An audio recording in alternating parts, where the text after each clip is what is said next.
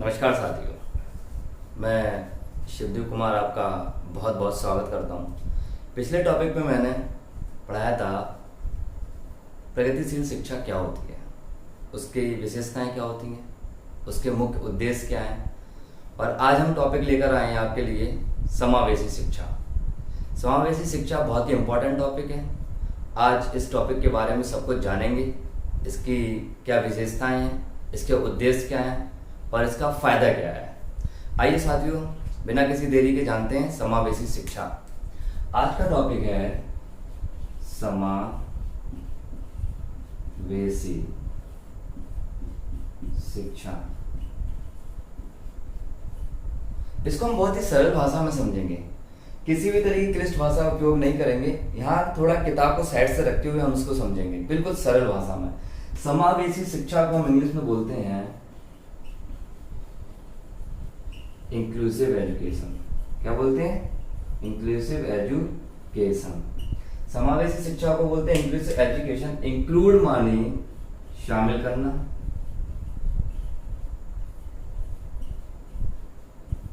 Include मानी शामिल करना। शामिल करने का मतलब यहाँ है एजुकेशन। किसको? यहाँ शिक्षा के क्षेत्र में बात हो रही है। समावेशी शिक्षा, समावेशी शिक्षा के को यहाँ पर हम परिभाषित कर रहे हैं। समावेशी शिक्षा वो शिक्षा है जिसमें सामान्य और विशिष्ट, सामान्य और विशिष्ट प्रकार के बालक। समावेशी शिक्षा वो शिक्षा है जिसमें सामान्य और विशिष्ट प्रकार के बालक एक साथ आकर शिक्षा ग्रहण करते हैं एक ही छत के नीचे। समावेशी शिक्षा का जो उद्गम हुआ, समावेशी शिक्षा का जो विचार उत्पन्न हुआ, वो सबसे पहले अमेरिका में हुआ। ये किसकी देन है? अमेरिका की। समावेशी शिक्षा का जन्म अमेरिका में हुआ। वहां से इसके बारे में सोचा गया। इसके बारे में सोचना जो है, क्यों हुआ इसका सोचना इसलिए तय हुआ क्योंकि समावेशी शिक्षा से पहले जो शिक्षा दी जाती थी उस प्रणाली में एकीकृत प्रणाली थी, सामान्य शिक्षा प्रणाली थी। उसमें क्या होता था कि बच्चों को पढ़ाया तो जाता था, लेकिन उसमें काफी वर्ग ऐसे थे, काफी तरह के बच्चे ऐसे थे जो छूट जाते थे, सब पे विशेष ध्यान नहीं हो पाता था। अब चूंकि राष्ट्र के विकास के लिए सबसे जरूरी है कि सभी वर्गों का विकास होगा, तभी तो राष्ट्र का विकास होगा। तब संविधान में बोला गया शिक्षा मौलिक अधिकार है। मौलिक अधिकार है। शिक्षा क्या है? शिक्षा मौलिक अधिकार है, इससे किसी को वंचित नहीं किया जा सकता। यानी शिक्षा का अधिकार सभी लोगों को है। अब एक चीज जरा डिफाइन करते हैं। मैंने आपसे बोला समावेशी शिक्षा सामान्य और विशिष्ट बालक को एक साथ लाकर दी जाने वाली शिक्षा है, एक ही छत के नीचे पढ़ाना समावेशी शिक्षा कहलाती है। अब डिफाइन करते हैं ये सामान्य और विशिष्ट है क्या। भाई बालक तो बालक होता है, सामान्य और विशिष्ट क्या लाया? आइए अब जानते हैं। सामान्य बालक वो होते हैं कि जिनकी आवश्यकताएं इनकी भी होती हैं, आवश्यकताएं इनकी भी होती हैं, लेकिन सामान्य की आवश्यकता होती है वो थोड़ी नॉर्मल होती हैं, जिनको पूर्ति बहुत ही इजी वे में किया जाता है, लेकिन विशिष्ट की थोड़ी इनसे आवश्यकताएं अलग होती हैं। इसका मतलब ये है, ये अगर हम कहें साफ शब्दों में, सामान्य बालक जो होते हैं उनको किसी प्रकार का कोई विकार नहीं होता, कोई कठिनाई नहीं होती, उनको हम आसानी से शिक्षा दे सकते हैं। एक तरफ जब विशिष्ट बालक की बात आती है तो वो सामान्य से कुछ अलग होते हैं, उनके अंदर सामान्य से कुछ अलग प्रवृत्तियां पाई जाती हैं, उनके तौर तरीके अलग होते हैं, उनका जो है रहन सहन अलग होता है, उनके विचार करने की, सीखने की क्षमता अलग होती है। अब आइए जानते हैं विशिष्ट बालक होते क्या है। विशिष्ट बालक, विशिष्ट बालक आखिर है क्या? विशिष्ट बालक वैसे तो हर बालक स्वयं में विशिष्ट है, लेकिन यहाँ जो विशिष्ट शब्द लग गया इसका कुछ ना कुछ अर्थ तो जरूर होगा। विशिष्ट बालक वो बालक होते हैं जो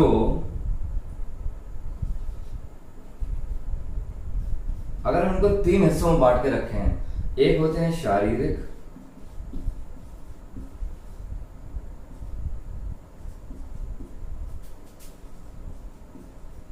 अक्षमता वाले बालक। कौन से होते हैं? शारीरिक अक्षमता वाले बालक। शारीरिक अक्षमता वाले बालक में आते कौन कौन है, पहले इसके प्रकार जान लीजिएगा। देखिए यहाँ में इसको, ये डिसेबिलिटीज जो है विशिष्ट बालक का मैं अलग से टॉपिक बनाऊंगा, लेकिन यहाँ पे सिर्फ समावेशी मेरा जो मूल उद्देश्य है वो आपको सिखाना है कि समावेशी शिक्षा क्या होती है। समावेशी शिक्षा के अंतर्गत ये चूंकि विशिष्ट बालक का एक कंसेप्ट है, तो मैं इसको थोड़ा सा लाइट आपके ऊपर डाल देना चाहता हूँ। शारीरिक अक्षमता वाले बालक कौन से होते हैं? जो दृष्टिबाधित, यानी जिनको दिखने में कठिनाई होती है, जो बच्चे साफ एकदम क्लियर देख नहीं सकते। दूसरे होते हैं श्रवण बाधित, और तीसरे होते हैं दृष्टिबाधित, श्रवण बाधित, और दूसरे होते हैं अस्थिबाधित।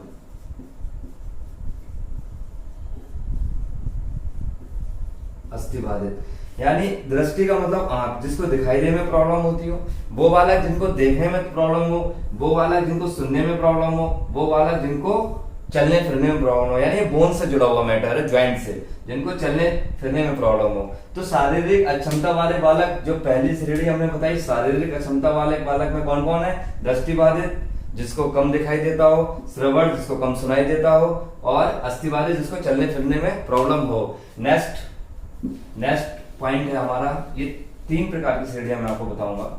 नेक्स्ट आपका है अधिगम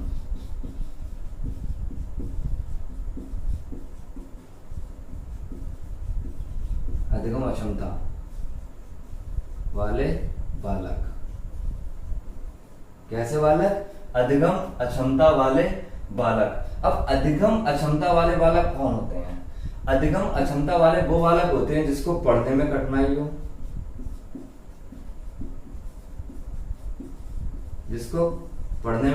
हो,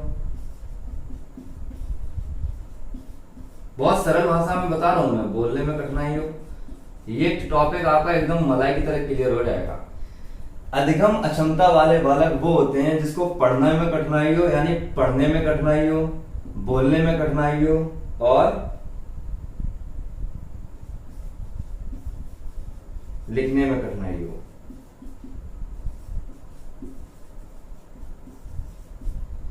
यानी अधिगम माने होता क्या, पहले ये बता दूं मैं आपको। अधिगम का मतलब होता है सीखना। इसका भी एक टॉपिक है, पूरा चैप्टर है आपके इस टॉपिक, इस सीडीपी में। अधिगम का मतलब सीखना, यानी सीखने की अक्षमता जिसमें होती है, जो सीख नहीं सकते अच्छे से, तो उसमें किस प्रकार की श्रेणियां हैं? पढ़ने में कठिनाई, बोलने में कठिनाई, और लिखने में कठिनाई। इसमें कुछ नाम होते हैं, डिसलेक्सिया, डिस्ग्राफिया,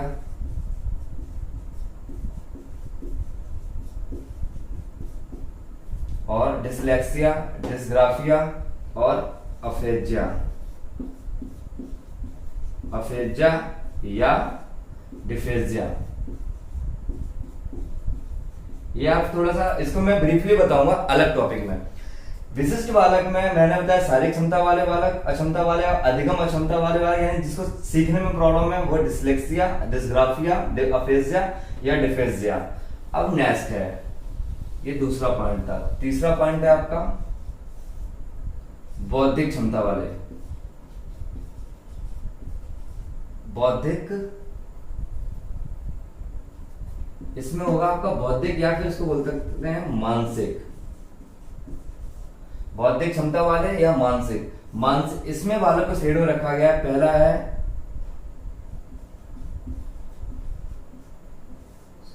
सृजनशील बालक, दूसरा है प्रतिभाशाली बालक। इसको समझते आइएगा। बौद्धिक और मानसिक स्तर पर माने जाते हैं सृजनशील बालक होता है, फिर होता है प्रतिभाशाली बालक, और एक होता है मंदबुद्धि बालक।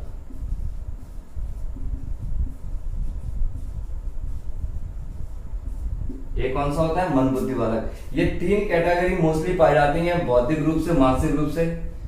जो बालक की कैटेगरी है, बौद्धिक स्तर पर, मानसिक स्तर पर बालकों को बांटा गया है। सृजनशील बालक, प्रतिभाशाली बालक, मंदबुद्धि बालक। इनका जो आईक्यू लेवल होता है वो ज्यादा होता है। सृजनशील बालक का कुछ नहीं कह सकते, इनका इनसे कम होता है। आईक्यू लेवल 70 से नीचे वाला जाएगा आपका मंदबुद्धि में, और 90 से 110 एवरेज, और इसके ऊपर जो जाएगा वो जाएगा आपका प्रतिभाशाली बालक में, यानी 130 120 से ऊपर। इसमें काफी भिन्नताएं हैं, हर शिक्षाविद ने अलग अलग दिया है। किसी ने 120 के ऊपर मांगा प्रतिभाशाली, किसी ने 135 130 के ऊपर माना है प्रतिभाशाली, और मंदबुद्धि बालक 70 से नीचे। करेक्ट। अब नेक्स्ट है, ये हो गए आपके विशिष्ट बालक। यानी मैंने सिंपल बात अब समझे, विशिष्ट बालक होते कौन कौन से हैं। मैंने आपको प्रकार बता दिए विशिष्ट बालक। नंबर 1, चलने में कठिनाई।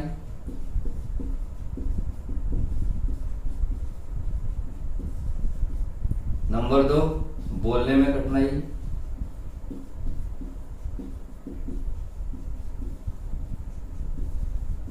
नंबर 3, चलने में कठिनाई, बोलने में कठिनाई। नंबर 4 जो नंबर 3 होती है, नंबर 3 है सुनने में कठिनाई। आपको ये पूरा अब सेट बना रहा हूं मैं इसका। नंबर 4, लिखने में कठिनाई।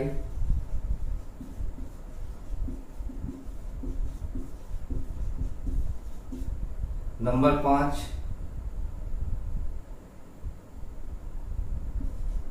पढ़ने में कठिनाई।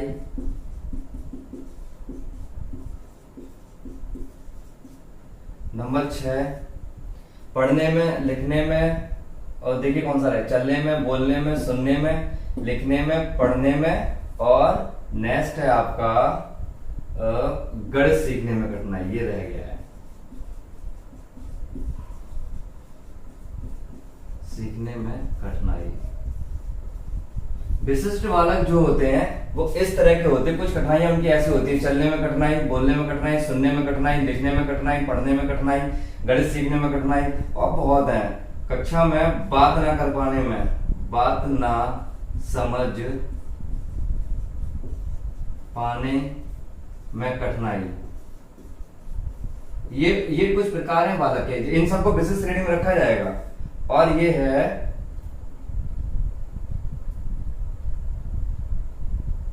समायोजन। कक्षा में समायोजन में कठिनाई।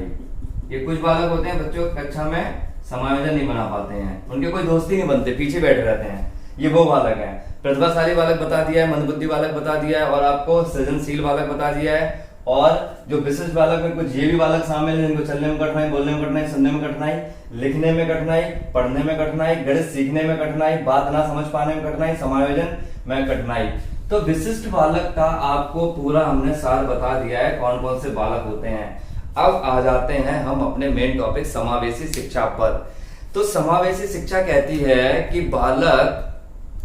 बालक में किसी प्रकार का भेदभाव नहीं होगा। हमें विशिष्ट और सामान्य दोनों तरह के बालकों को एक ही विद्यालय में, एक ही छत के नीचे लाकर शिक्षा देनी है। और विद्यालय इस बात का प्रबंध करेगा कि बच्चे की, विशिष्ट बालक की नीड्स क्या है, उसकी क्या क्या आवश्यकताएं हैं, क्या क्या उसको चाहिए, ताकि वो सीखने में पीछे ना रह जाए। उसकी सारी आवश्यकताओं की पूर्ति होगी। और वो बच्चे जब विद्यालय आए तो उनको घर जैसा महसूस हो, कुछ भी ऐसा ना लगे कि मेरे लिए यहाँ पर कुछ ऐसा नहीं है या मुझे इस काम में करने में कठिनाई हो रही है। जैसे सपोज करिए कोई बच्चा अगर चलने में कठिनाई है, चलने में उसको क्या है, चलने में कठिनाई है, तो अब विद्यालय में क्या होगा, रैंप बनाए जाएंगे। समावेशी शिक्षा ने कहा है विद्यालय रैंप का निर्माण करेगा क्योंकि बच्चा व्हील चेयर से आएगा।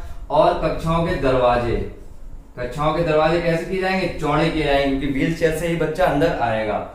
जिसको चलने में कठिनाई होगी वो विकलांग कह सकते हो उसे आप, चलने में कठिनाई होगी व्हील चेयर, और उसके लिए क्या होगा, दिव्यांग शौचालय बनाए जाएंगे। क्या बनाए जाएंगे, दिव्यांग शौचालय।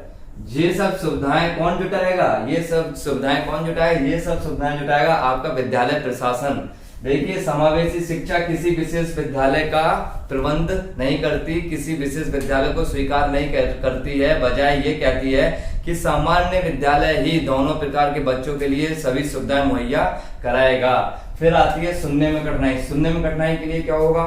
सुनने में कठिनाई के लिए सिस्टम बनाया गया है, उसके कानून की जांच भी विद्यालय कराएगा, राज्य सरकार उसके लिए स्वयं प्रयासरत है, और उसके किसी प्रकार का विकार है इसकी भी जांच कराई जाएगी, इसकी सुविधा विद्यालय द्वारा दी जाएगी, या फिर विद्यालय में जो इक्विपमेंट्स है राज्य सरकार भारतीय निःशुल्क बांटे भी जा रहे हैं, वो भी उन्हें उन बच्चों के लिए उपलब्ध कराए जाएंगे।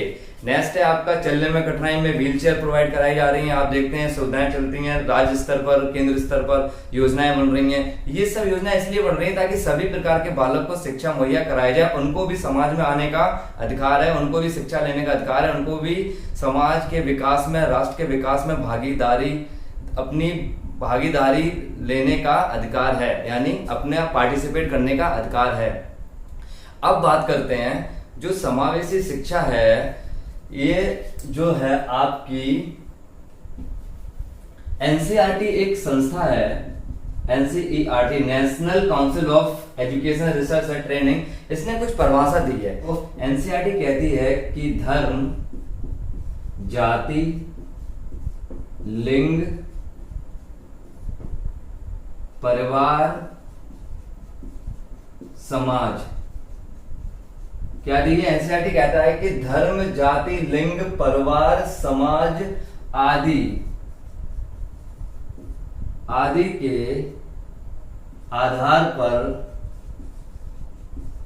आदि के आधार पर बिना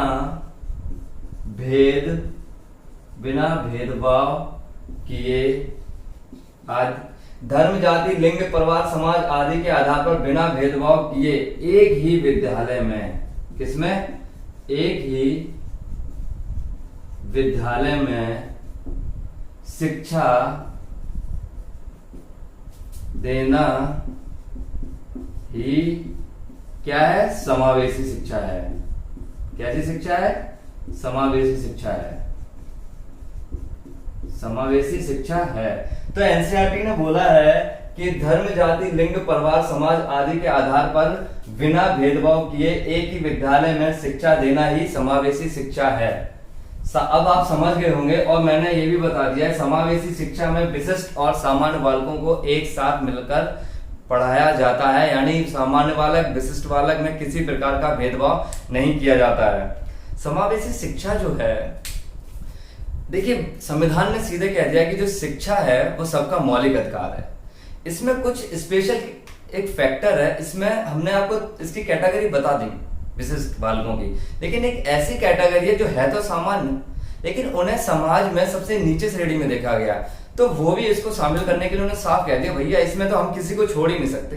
संविधान ने बोला कि संविधान ने कह दिया है कि शिक्षा मौलिक अधिकार है, शिक्षा पृथ्वी पर प्रत्येक प्राणी का समान अधिकार है, किसी प्रकार का भेदभाव नहीं किया जाएगा। तो इसमें समाज का एक वर्ग था, अब वंचित वर्ग, क्या था? अवंचित वर्ग। अवंचित वर्ग का एससी, एसटी, ओबीसी और निर्धन। ये वो लोग थे जो, या तो देखिए निर्धनता का सीधा अर्थ है अपनी किताबें न जुटा पाना, बच्चों के लिए खाने की व्यवस्था न कर पाना, बैग की तैयारी न कर पाना। बच्चे जब भी खाने की, इनके पास खाने के लिए नहीं होता है तो फिर ये लोग स्कूल कैसे भेजेंगे बच्चों को? ये बहुत बड़ा क्वेश्चन था। और एससी, एसटी, ये वो समाज था जिनको हम हमेशा हे दृष्टि से देखते आए हैं, समाज में इनका स्थान बहुत ही नीचे लेवल पे था, तो इनको ऊपर उठाने के लिए शिक्षा बहुत जरूरी थी। तो फिर नीतियों, जो संविधान ने इन्हें ताकत दी, संविधान ने ये राज्य को निर्देश दिया कि भाई इन लोगों को अब शिक्षा दी जाएगी, इनका भी अधिकार है, इन्हें भी सामान्य बच्चों के साथ ही बैठाकर शिक्षा दी जाएगी। तो ये था अवंचित वर्ग। अब शिक्षा का अधिकार, शिक्षा का अधिकार अधिनियम, शिक्षा का अधिकार अधिनियम जिसको बोला RTE, right to the education 2009। इसमें क्या हुआ, 6 से 14 वर्ष के बच्चों को, कितने? 6 से 14 वर्ष के बच्चों को निःशुल्क शिक्षा देने की बात संविधान में कही गई। संशोधन हुआ और निःशुल्क शिक्षा देने की बात संविधान में कही गई। हुआ क्या, उन्होंने बोला क्या हुआ, इसमें किताबें मुफ्त दी जाएंगी बच्चों को,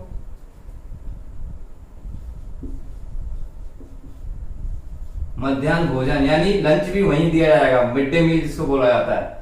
ये सुविधा इसलिए की गई क्योंकि बच्चे भूख की वजह से स्कूल से भाग जाते थे खाने की वजह से, और खाना घर पे भी नहीं मिलता था तो वहां से भी नहीं आते थे। तो उन्होंने कहा कि बच्चों को किताबें भी हम देंगे, राज्य देगा यानी सरकारें देगी, या फिर आप कह सकते हो जो संविधान ने जो रचना की है उसमें इसको निःशुल्क में रखा गया। निःशुल्क का व्यापक जो अर्थ है बहुत व्यापक है। किताबें, मध्यमान खाना यानी भोजन, और ड्रेस, बैग, जूते और स्वेटर सर्दियों का, ये सभी सामान कौन देगा, सरकार देगी, विद्यालय मुहैया कराया जाएगा ताकि वो बच्चे जो गरीब रेखा में हैं, गरीबी रेखा में, वो भी अच्छी शिक्षा ग्रहण कर सकें। तो समावेशी शिक्षा का सीधा अर्थ बहुत ही आसान शब्दों में है कि प्रत्येक प्रकार के बालक को, हर वर्ग का हो, हर श्रेणी का हो, हर स्तर का बालक एक ही छत के नीचे जब शिक्षा दी जाएगी तो ऐसी शिक्षा क्या कहलाएगी, समावेशी शिक्षा कहलाएगी। देखिए, सिर्फ बिठा लेना कक्षा में समावेशी शिक्षा का उद्देश्य पूरा नहीं होता है। मैं आपको एक चीज बता दूं, ऐसा नहीं है आपने कक्षा में हर वर्ग का बालक लिया, बच्चा लिया, उठा के बिठा लिया, इसका मतलब समावेशी शिक्षा का उद्देश्य ये नहीं है। समावेशी शिक्षा का उद्देश्य है कि अभिभावक को जिम्मेदारी ये निभानी पड़ेगी बच्चे को डेली स्कूल भेजा, और अध्यापक की जिम्मेदारी ये है कि किसी भी बच्चे के साथ भेदभाव नहीं करेगा, हर बच्चे को समान समझेगा और किसी भी बच्चे के साथ लेवलिंग नहीं करेगा। लेवलिंग का मतलब होता है कि आप टैग नहीं लगाएंगे किसी बच्चे पर। जैसे सपोज करो कोई किसी को कास्ट के नाम से बुला देना, किसी को अगर कोई थोड़ा सा अपाहिज है, कोई भी अंधा कह देना, किसी को चश्मा लगाता तो चश्मिश कह देना, ये चीज बिल्कुल बोल दी है कि भाई कुछ भी ऐसा नहीं करना अध्यापक को कि बच्चे में हीन भावना पैदा हो। अच्छा, एक चीज और है, जब अध्यापक क्लास में अच्छा माहौल क्रिएट करेगा तो बच्चे ऑटोमेटिक एक दूसरे का रिस्पेक्ट करेंगे। जब अध्यापक अच्छी भाषा शैली का उपयोग करेगा तो बच्चे ही बच्चे जो है स्वयं अध्यापक को फॉलो करेंगे क्योंकि वो रोल मॉडल होता है क्लास का, तो वो भी अच्छा व्यवहार करेंगे बच्चों के साथ। तो इसमें होता क्या है, इसके कुछ मुख्य जो उद्देश्य हैं समावेशी शिक्षा के वो भी देख लेते हैं। समावेशी शिक्षा के जो मुख्य उद्देश्य हैं, बालक के पढ़ने की परेशानी दूर करना। बालक को कहाँ पढ़ने में दिक्कत आ रही है, सबसे पहले इस बात को जानना होगा अध्यापक को, फिर उसकी परेशानी दूर करना और उसके साथ उसकी परेशानी किन किन विधियों से दूर होगी वो शिक्षण विधियां अपनाना। ये समावेशी शिक्षा कहती है भाई बालक आपके अकॉर्डिंग नहीं होगा, आप बालक के अकॉर्डिंग चलेंगे। अगर बालक को कोई चीज समझ में नहीं आ रही तो उसका इंप्लीमेंट करिए, उपचारात्मक शिक्षा ढूंढिए, लेकिन उसको वो चीज सिखाई जाएगी, वो किसी भी तरह पीछे नहीं रहेगा शिक्षा में। दूसरा है कोई भी बालक शिक्षा से वंचित ना रहे। ये हमारे शिक्षा का मूल, समावेशी शिक्षा का मूल उद्देश्य है कि कोई भी बालक शिक्षा से वंचित ना रहे। शिक्षा सबके लिए है और सबको प्राप्त हो, क्योंकि शिक्षा एक मौलिक अधिकार है प्रत्येक नागरिक का। समान और विशिष्ट बालकों को साथ पढ़ाने में ऐसे अध्यापक हों, ये बहुत इंपॉर्टेंट है। देखिए यहाँ पे उसने बोला है कि हमें प्रशिक्षित अध्यापक की जरूरत है। तो समावेशी शिक्षा कहती है कि हमें प्रशिक्षित अध्यापक रखने होंगे, हमें ऐसे अध्यापक चाहिए जो प्रशिक्षित हों किस बालकों को पढ़ाने के लिए, सामान्य और विशिष्ट। यानी सामान्य और विशिष्ट क्लास जब एक साथ बैठेंगे ये सारे बच्चे, तो उसको प्रत्येक बच्चे का भाव, उसका आचरण, उसको समझाने का तरीका पता हो। अब जैसे क्लासरूम कैसी होनी चाहिए, अध्यापक को अगर पता है कि इस बच्चे को कम सुनाई देता है तो उस बच्चे को थोड़ा आगे बिठा लेगा, जिस बच्चे को कम दिखाई देगा उसको बोर्ड के नजदीक करेगा, रोशनी क्लासरूम की अच्छी रखेगा, विद्यालय रखेगा, मतलब लेकिन अध्यापक का मतलब डिसीजन यहाँ पे करेगा क्योंकि वो देखेगा क्लासरूम में वो होगा। तो विद्यालय की जो क्लासरूम की रोशनी है वो भी अध्यापक नोटिस करेगा ताकि हर बच्चे को दिखाई दे। जिस बच्चे को कम सुनाई दे रहा उसको आगे बैठा लेगा, जो ताकि प्रत्येक प्रकार का बच्चा सीख पाए। ऐसी भाषा शैली उपयोग करेगा तो हर बच्चा सीख सके। भाषा का भी समावेशी शिक्षा समर्थन करती है कि समावेशी शिक्षा कहती है कि भाषा ऐसी उपयोग की जाएगी जो हर बच्चे को समझ में आए। यानी स्थानीय भाषा में ही समझाया जाएगा। अगर आप किसी स्थान विशेष में विद्यालय है और वहां की स्थानीय भाषा सभी वर्ग को आती है, तो आप बेशक मानक भाषा उपयोग कर रहे हैं, लेकिन बच्चों को समझाएंगे तो स्थानीय भाषा में, क्योंकि शिक्षा का मूल उद्देश्य बच्चों को सिखाना और उनका विकास करना। नेक्स्ट पॉइंट आपका है कि बालकों के अनुरूप शिक्षण व्यवस्था करना संस्था की जिम्मेदारी है। ये मैं बता चुका हूं। देखिए, बालकों के अनुरूप जाहिर सी बात है, सिस्टम को बालक के अकॉर्डिंग जाना पड़ेगा, क्योंकि सीधे बोल दिया हम कोई स्पेशल स्कूल नहीं चलाने वाले हैं। इंक्लूसिव एजुकेशन साफ कहती है मैं कोई विशेष विद्यालय का समर्थन नहीं करती। मतलब विशेष इसमें जो समावेशी शिक्षा है वो किसी भी विशेष विद्यालय का समर्थन नहीं करती। उसके लिए एक ही विद्यालय, एक ही छत, उसके नीचे विशिष्ट और सामान्य दोनों प्रकार के बालक एक साथ शिक्षा लेंगे। इसीलिए बोला गया है आप अपने अध्यापकों को प्रशिक्षित करिए ताकि वो सामान्य और विशिष्ट दोनों प्रकार के बालकों को पढ़ाने में सक्षम हो। नेक्स्ट है विशिष्ट और सामान्य बालकों की शिक्षण समस्या की जानकारी प्रदान करना। फैक्ट है, बच्चे की समस्या अध्यापक को पता होनी चाहिए। जैसे अध्यापक क्लास में होता है जब, तो उसको एक एक बच्चे का नाम पता होता है, तो उसकी क्वालिटी भी पता होती है, कौन पढ़ने में अच्छा है, कौन कम सीख रहा है, कितना समझ रहा है, किसको कैसे समझ में आता है, किसको कैसे। तो उसको एक मेथड, सपोज करो एक मेथड बता रहा है, तो उसको पूरी क्लास के बारे में अगर पता है तो वो 2 मेथड यूज करेगा, ताकि एक थोड़ा सरल और एक थोड़ा एवरेज, ताकि हर पूरी क्लास को समझ में आ जाए। क्लास में हमेशा ऑलमोस्ट 3 तरह के छात्र होते हैं, मंदबुद्धि बालक, एवरेज बालक और होशियार बालक। तो हमें ऐसा फॉर्मेट इस तरह से पढ़ाना है कि हर बालक संतुष्ट रहे क्लास में और सबकी जिज्ञासा पूरी हो, सबको सीखने का अवसर प्रदान हो, यानी सब सीख सकें। नेक्स्ट है समावेशी शिक्षा की कुछ विशेषताएं हैं।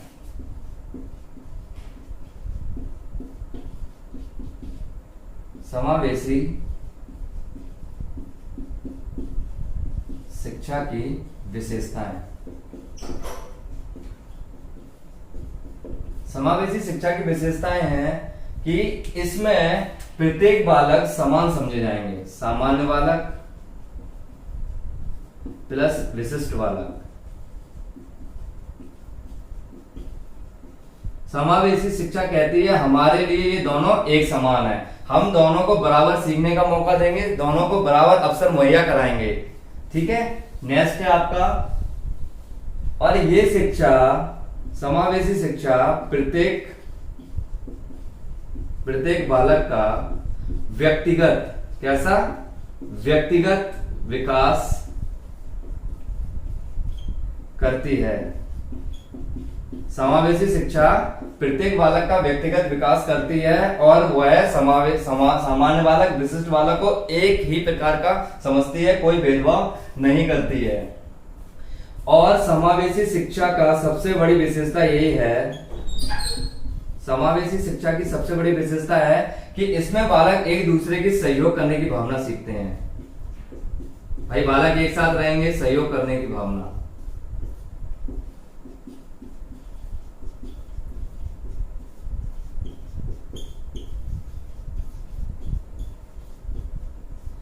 समावेशी शिक्षा की मुख्य विशेषताएं थी। पहली विशेषता, इसमें बालक सामान्य हो चाहे विशिष्ट हो, समावेशी कक्षा में अगर बैठा है, समावेशी विद्यालय है, अगर समावेशी शिक्षा ग्रहण कर रहा है, तो वहां जो अध्यापन किया जाएगा उन दोनों में कोई अंतर नहीं किया जाएगा। जैसे, और समावेशी शिक्षा कहती है उस बालक को हमें पढ़ाना ही नहीं है, मेरा उद्देश्य सिर्फ उसको पढ़ाना नहीं है एक साथ, मेरा उद्देश्य ये भी है कि उस बालक की जो विकार है, जो उसकी विकृति है, उसको भी दूर किया जाए। कैसे? अगर कोई बालक चलने में प्रॉब्लम है उसे, तो उसकी जांच कराई जाए, चिकित्सा सुविधा उपलब्ध कराई जाए और उसका निराकरण किया जाए, उसको व्हीलचेयर उपलब्ध कराई जाए, उसके लिए वहां का माहौल हो, और जिसको कम दिखाई जाए उसकी आंखों को टेस्ट कराया जाए, उसका इलाज कराया जाए, उसको चश्मे की जरूरत है तो चश्मा उपलब्ध कराया जाए, और अगर किसी को सुनने में प्रॉब्लम है तो उसको कानों का इलाज कराया जाए। और उसको क्या किया जाए, सबसे पहले उसके कानों के लिए हेयरिंग इक्विपमेंट जो भी होते हैं, सुनने की शक्ति जो उसकी इंप्रूव हो वो की जाए, उसकी व्यवस्था कराई जाए। तो दोस्तों आज हमने जाना समावेशी शिक्षा क्या होती है, समावेशी शिक्षा की विशेषताएं क्या है, इसके उद्देश्य क्या है, और रेणुजुल्ली ने जो 3 रिंग मॉडल दिया था, त्रिवृत्ति मॉडल किसने दिया था, रेणुजुल्ली ने। मेरा जो मूल कंसेप्ट आपको यही समझाना था कि समावेशी शिक्षा होती क्या है, और बहुत ही आसान शब्दों में मैंने आपको समझा दिया है। आप इसे भूलेंगे नहीं, मैं आपसे उम्मीद करता हूं। इसको वीडियो को दोबारा देखेंगे, अगर कहीं भूल रहे होंगे तो वहां से समझ में आ जाएगा। एक बार रिवीजन कर लेते हैं। समावेशी शिक्षा की शुरुआत अमेरिका से हुई। चूंकि शिक्षा हमारा मौलिक अधिकार है, समावेशी शिक्षा कहती है कि कोई भी बालक हमारे लिए अलग नहीं है। समावेशी शिक्षा में विशिष्ट और सामान्य दोनों प्रकार के बालकों को एक ही छत, एक ही विद्यालय के नीचे बिठाकर शिक्षा दी जाएगी।